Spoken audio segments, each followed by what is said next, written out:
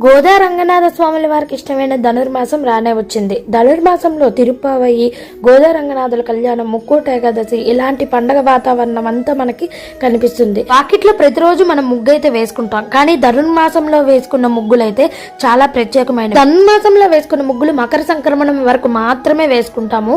ఉయ్యాల ముగ్గులు, ధనస్సు ముగ్గులు, పాలవెల్లి ముగ్గులు అని చెప్పేసి ఊర్లో అయితే చాలా పెద్ద వాకిట్లు కాబట్టి నెలగంటు పెట్టగానే ఫస్ట్ చేసేది ఏంటంటే నలుగు పిండి ఆడిస్తారనమాట.